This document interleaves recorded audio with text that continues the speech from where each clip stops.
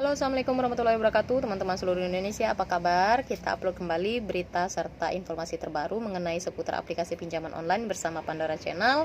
Dan terima kasih untuk teman-teman yang udah antusias untuk dukung dan support channel ini. Untuk teman-teman yang belum support serta dukung channel ini, silahkan di subscribe dulu ya.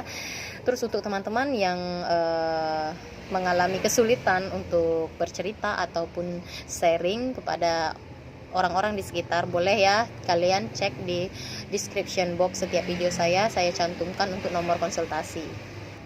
Di video kali ini saya akan ngebahas tentang persiapan-persiapan apa aja sih sebetulnya yang harus benar-benar kalian tanamkan di dalam diri kalian ketika kalian sepertinya di depan mata kalian itu sudah ada gerbang yang akan menyambut kedatangan kalian untuk menjadi komunitas ataupun sekelompok orang yang akan mengalami gagal bayar di aplikasi pinjaman online. Untuk para pemain-pemain pinjol, tentu ini lambat laun jika metode yang kalian gunakan itu gali lubang tutup lubang, maka kalian akan galbay juga pada waktunya ya. Jadi ya ini bukan hanya sekedar sebuah semboyan semata di dunia perpinjolan, cuman memang pada faktanya seperti itu. Jika metode yang kalian terapkan di dunia perpinjolan itu dengan gali lubang tutup lubang, maka kalian akan galbay pada waktunya. Persiapan pertama yang harus kalian tanamkan atau harus kalian persiapkan di diri kalian itu ya mental. Pertama itu mental. Mental kalian harus kuat dulu. Bagaimana cara menyiapkan mental? Pelajari tentang seputar gagal bayar di aplikasi pinjol. Banyak sekali informasi-informasi yang bisa kalian dapat, baik itu di media sosial, Facebook, YouTube ataupun TikTok. Itu banyak banget yang ngebahas serta sharing tentang pengalaman gagal bayar. Jadi jangan sampai kalian itu merasa kayak aduh aku sendirian deh di dunia ini yang gagal bayar. Enggak, banyak banget ya yang mengalami gagal bayar di dunia perpinjolan ini. Jadi nggak kalian sendiri, ada ribuan di luar sana itu yang bernasib sama seperti kalian. Jadi jangan merasa kayak gagal sendiri gitu. Persiapan mental ini sangat perlu sekali karena banyak hal yang akan kalian hadapi ketika memang sudah menyemplung ke kolam gagal bayar ini. Persiapan mental yang pertama, kalian harus bisa berdebat dengan tim admin aplikasi pinjol ataupun tim DC ataupun debt collector dari aplikasi pinjol ini. Berdebat di sini tentu saja berdebat melalui aplikasi telepon, karena kalau biasanya lewat pesan WhatsApp ataupun pesan email yang dikirimkan ke handphone kita itu ya gimana kita mau berdebat kalau cuman sebatas teks gitu ya. Cuman berdebat ini biasanya akan terjadi ketika kalian menerima panggilan masuk dari tim pinjol. Lantas gimana sih Kak kalau misalnya saya ini orangnya lemah gitu, saya nggak pintar untuk berdebat, saya nggak kuat jika harus berantem ataupun ribut-ribut di telepon bersama dengan tim admin ataupun tim pinjol ini. Ya silahkan kalian tidak angkat telepon dari mereka. Aktifkan mode pengaturan di handphone kalian, yaitu dengan mengaktifkan blokir panggilan dari nomor tidak dikenal. Ada kok tutorial singkatnya di video-video yang sudah saya upload. Terus jawab aja chat-chat yang masuk dari aplikasi WhatsApp ataupun jawab aja pesan-pesan yang mereka kirimkan lewat email. Jawab ya, sampaikan dengan santun, sampaikan seperti apa kondisi yang memang sedang kalian alami. Jika kalian sedang mengalami kesulitan, maka sampaikan kesulitan tersebut yang menjadi penyebab dari langkah kalian mengambil tindakan gagal bayar ini. Misalnya kayak saya habis kena PHK, usaha saya bangkrut gitu, atau memang saya kondisinya sedang tidak punya uang sama sekali untuk membayar, maka sampaikan saja demikian. Jangan sampai pesan-pesan yang masuk ini kalian diamkan ataupun kalian abaikan, karena dengan adanya kalian menjawab ataupun merespon pesan-pesan yang mereka kirimkan, itu artinya dari diri kalian sendiri itu memberikan respon yang baik serta menunjukkan etikat yang baik, bahwasanya kalian itu enggak bermaksud untuk kabur dari hutang Anda gitu. Menunjukkan bahwasanya kalian itu bertanggung jawab atas semua tindakan ataupun semua hutang-hutang kalian. Cuman kondisinya sekarang kalian sedang dalam keadaan sulit, jadi belum bisa untuk melunasi di waktu sekarang. Mungkin ya entah minggu depan, entah bulan depan gitu, dimana ketika kondisi keuangan kalian sudah membaik, kalian akan menunaikan kewajiban kalian itu sebagaimana mestinya gitu ya.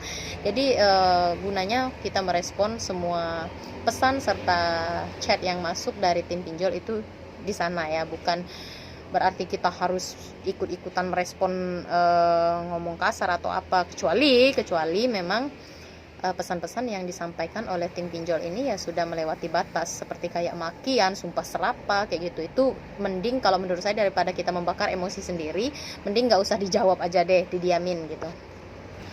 Untuk teror-teror yang masuk, baik itu pesan WhatsApp, telepon ataupun email, ini akan terus kalian rasakan, akan terus kalian alami selama kalian memang masih memiliki hutang di aplikasi pinjaman online. Jadi Kak, mereka ini nelpon sampai kapan sih? Nggak akan berhenti sebelum hutang kalian lunasi. Kak, ini WA-nya ini kapan sih bisa berhenti? Nggak akan berhenti sebelum hutang kalian itu kalian lunasi. Cuman intensitasnya itu biasanya di 3 bulan kegagalan bayar yang pertama itu yang intens, yang ya kayak sehari itu bisa sampai 3-4 kali gitu. Kalau telepon itu bisa jadi setiap jam gitu. Tapi apabila memang sudah lewat dari fase 3 bulan itu, maka dia akan mereda sendiri. Bahkan ada yang menurut cerita-cerita yang sudah sharing kepada saya, bahkan ada yang sama sekali nggak dihubungin lagi. Kemudian langkah selanjutnya yang wajib kalian siapkan itu atur planning keuangan. Hitung berapa pemasukan yang pasti dari gaji ataupun dari usaha. Kemudian berapa dari penghasilan tersebut bisa kalian sisihkan untuk mencicil pembayaran angsuran pinjol.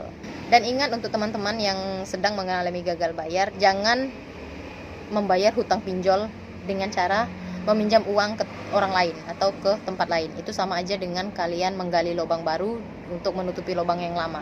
Artinya apa? Kalian tetap akan memiliki hutang. Jadi mending pertahankan aja lubang yang ada, kemudian ditutup pelan-pelan gitu aja ya. Karena apabila memang rutinitas kalian untuk menutup lubang ini pelan-pelan, maka semuanya itu akan selesai juga pada waktunya. Kemudian ya persiapkan diri dan keluarga. Apabila memang kondisinya kalian sudah menikah, itu dikomunikasikan kepada istri ataupun suami bahwasanya kalian gagal bayar. Karena ya walaupun bagaimanapun orang terdekat yang wajib tahu permasalahan kita itu adalah keluarga ya.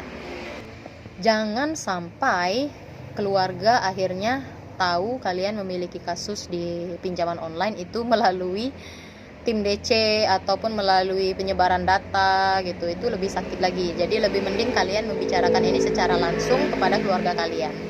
Dan ya tentu saja ya sering-sering mencari informasi. Kak, kalau misalnya saya gagal bayar dalam kurun waktu segini kayak mana, terus saya nanti ada bisanya ataupun adanya uang segini kayak mana, atau saya bisanya mencicil dengan jumlah segini kayak mana, itu kalian hubungin aja tim-tim kreator. Kayak saya kan ini menyiapkan nomor pribadi untuk bisa kalian hubungin setiap saat gitu, untuk bertukar pikiran ataupun sharing seputar permasalahan pinjol.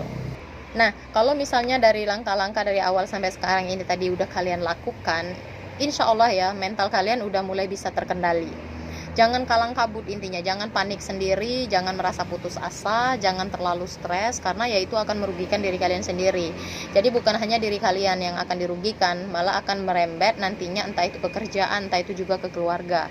Jadi ya cerdas ya, walaupun kalian dalam kondisi yang kayak gagal bayar, terpuruk lah itu, tapi tetap jangan sampai jadi bodoh.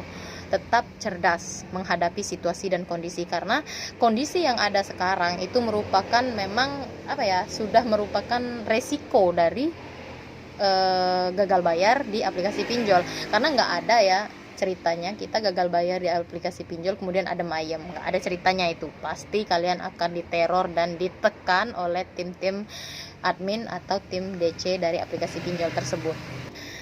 Nah, setelah kondisi psikis ataupun mental kalian sudah mulai terkendali, kemudian kalian ya dengan respon yang baik mulai menjawab semua pesan-pesan serta chat-chat yang masuk di media sosial ataupun di email. Terus kemudian kalian menemukan ada aroma-aromanya kayak penyebaran data ataupun pengancaman gitu. Jadi ini sebetulnya untuk aplikasi pinjaman online yang legal, ini sebetulnya tidak akan terjadi ya. Karena apabila memang sudah mereka lakukan seperti kayak penyebaran data ataupun pengancaman, itu sudah melanggar aturan serta ketentuan yang diberikan oleh OJK. Jadi kalian itu udah beralih status menjadi bukan debitur yang gagal bayar lagi, melainkan kalian itu korban dari ancaman serta tekanan yang tidak menyenangkan dari pihak pinjol. Terus satu lagi ini yang banyak banget dipertanyakan, Kak, apa benar sih nanti saya akan diproses hukum kalau saya tidak membayar tagihan pinjol ini sesegera mungkin? Jadi gini ya, untuk kasus hutang piutang ini keputusan hakimnya memang ada ya, peradilan tentang hutang piutang, tapi tetap keputusan hakimnya itu masuk ke hukum perdata. Nggak ada juga ya perdata itu yang berujung ke penjara. Pasti perdata itu akan berujung ke musyawarah mufakat serta rembukan, menemukan titik terang di mana si debitur gagal bayar ini nantinya sanggup membayar dengan cara apa dan dengan nominal berapa gitu. Kalau misalnya debiturnya sanggupnya cuma mencicil 1 bulan sekali dengan nominal misalnya nih 200.000, maka hakim pun akan mengetuk palu dengan sesuai dengan kemampuan yang kalian miliki. Jadi kalau misalnya kalian mendapatkan ancaman bahwasanya kalian akan diproses hukum, kemudian akan dilemparkan ke pihak pihak kuasa hukum perusahaan mereka untuk dilanjutkan ke proses hukum berikutnya, itu nggak ada. Itu cuman hanya sekedar gertakan dan ancaman, dan ya memang setiap gertakan dan ancaman yang diberikan oleh tim-tim pinjol itu seperti ini semua bunyinya ya. Dan satu lagi yang perlu kalian ingat, jangan pernah menjanjikan tanggal atau menjanjikan waktu serta nominal yang akan kalian bayarkan kepada tim penagih. Karena apa? Ketika kalian menjanjikan sebuah tanggal dan nominal, maka mereka akan semakin sering untuk menghubungi kalian. Ya cukup kalian ibaratnya tuh memberikan statement kayak gini, saya usahakan dulu uangnya, apabila saya sudah mendapatkan uang saya akan membayar. Terus pasti ditanya lagi, kapan kira-kira? Saya belum bisa tahu, saya belum bisa memberikan janji, saya belum bisa memberikan kepastian tanggal berapa dan berapa nominalnya. Jawab aja seperti itu. Terus satu lagi untuk teman-teman yang masih newbie ya, yang masih baru mengalami gagal bayar, jangan termakan ancaman DC atau tim penagih, seperti kayak mereka akan datang ke rumah, kemudian melibatkan RT, keluarga serta tetangga. Terus mereka akan menagih secara brutal ataupun ya bergerombolan untuk menagih hutang. Itu nggak akan terjadi. Jikapun memang mereka datang ke rumah, sebetulnya itu merupakan sebuah titik terang yang akan ya memberikan sebuah jalan atau solusi dari permasalahan hutang piutang kalian ke aplikasi pinjol. Karena apabila memang DC-nya itu sudah datang, maka nanti akan bisa kayak rembukan gitu kan, kalian sanggupnya bayar kayak apa gitu kan. Terus tim dari pinjolnya pun nanti juga bisa lebih berbicara gitu ya kepada kita sebagai debitur gagal bayar, apakah mereka akan menerima etikat baik kita dengan cara pembayaran yang baru, ataupun mereka akan sering datang untuk menagih janji bayar yang kalian kasih yang kalian berikan kepada mereka.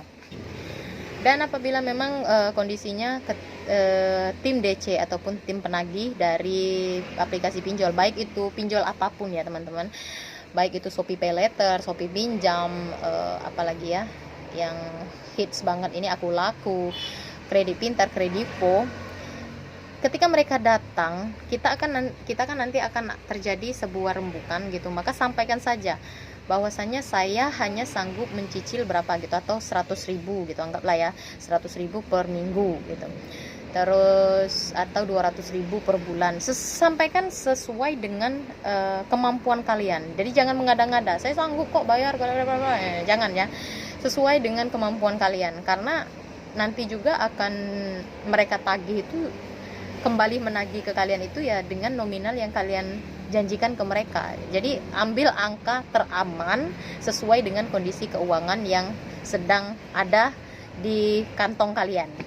Dan ingat ya teman-teman, jangan pernah memberikan uang cash. Tetap membayar lewat virtual account yang ada di aplikasi berdasarkan nama kita, berdasarkan data kita. Karena apabila kalian memberikan uang cash, maka kemungkinan buruk lainnya itu akan menimpa kalian.